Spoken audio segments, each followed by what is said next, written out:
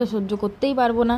তারপর দেখলাম না, ও সেরকম একটা কান্না করেনি, কান্না কিন্তু করেছে, কিন্তু একটুখানি কান্না করেই ঘুমিয়ে পড়ছিল। এত ছোট, তারপরে তিনটে ইঞ্জেকশন, আমাদের বড়দেরই দিলে কিরকম ব্যথা করে, আর ও তো ছোট মানুষ। আর যেহেতু প্রথম মা হয়েছি, সেই জন্য ওর কষ্টতে আমার একটুখানি বেশিই কষ্ট হয়, কেন তা জানি না আমি। ওর একটু কিছু হলেই আমি খুব ঘাবড়ে যাই, আমার খুব ভয় লাগে, যেহেতু নতুন মা হয়েছি এই প্রথম, আমার তো সেরকম কোনো কিছু জানা নেই। আর জানো তো, একদম ছোট বাচ্চারা কান্না করলে কিন্তু চোখ থেকে জল বেরোয় না, আর ও যেহেতু এখন 1.5 মাস হয়ে গেছে, এখন দেখি ও কান্না করলেই চোখ থেকে জল বেরোয়। ওর চোখ থেকে জল বেরোনো দেখলে আমার খুব খারাপ লাগে, খুব কষ্ট হয়, মনে হয় এই রে ছেলেটাকে খুব কষ্ট দিয়ে ফেললাম, সেই জন্য হয়তো কান্না করে ফেললো। আমার যেহেতু প্রথম বেবি, সেই জন্য খুব চেষ্টা করি ওকে খুব ভালো রাখার, খুব যত্ন করে রাখার।